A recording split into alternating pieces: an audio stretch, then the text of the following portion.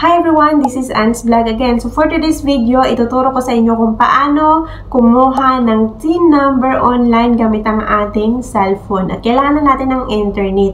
Hindi na natin kailangan pumunta sa BIR para kumuha ng TIN number. So kung gusto mo malaman at kung wala ka pang TIN number, panoorin mo tong video hanggang matapos. So bago tayo magsimula, please don't forget to subscribe and click the notification bell here para updated kayo sa susunod kong videos. At kung mayroon man kayong any suggestion or question, just leave a comment down.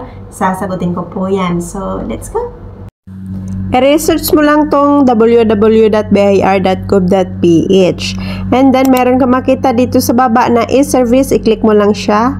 And then meron ka makita dito na online registration, i-click mo lang, and then youth registration, and then as an individual. And then meron ka makita dito sa baba, scroll down mo lang siya na create an account. So ganyan lang, i-click mo lang. And then, kapag na-click mo na yan, merong mag-pop up na ganito, oh. Ayan, basahin mo lang siya. Scroll mo lang. And then, meron dito ang I have read the above terms. So, i-click mo lang siya at agree. And then, pagkatapos nyan, pag mag-click mo siya, merong taxpayer dito sa taas. I-click mo lang and then, without existing TIN. So, merong mag-pop up ulit, agree. Ayan, and then, meron ditong user type, i-click mo lang siya. Click ang Get TIN for Filipino Citizen. So, ayan, and then, okay. And then, taxpayer type, i-click mo siya. At hanapin ang executive number 98. So, i-click mo lang at mag-fill up ka na dito ng pangalan mo.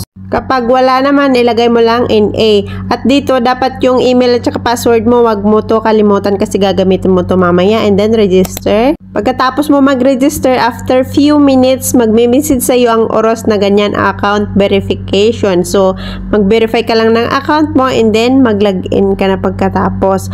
So, ayan, ilagay mo yung password at email mo kanina and then, login ka. O, ganyanin mo lang siya at ayan, new registration ulit and then as an individual ulit. So, scroll down and then mag-fill up ka na ng form mo dito. So, magsimula na tayo sa taxpayer number 1, 2, 3, 4, 5, 6 hanggang 7. So, may mga instruction naman yan dyan kung paano maglagay ng picture, i-upload mo siya, and then pagkatapos nyan, basahin mo lang to, and then continue lang, at hanggang makarating ka dito.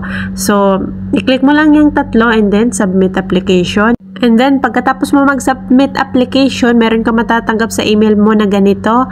At pagkatapos nyan, maghintay ka lang ng 2 o 3 araw bago mo matanggap ay yung TIN number. So, ganito lang kabilis kumuha ng TIN number online.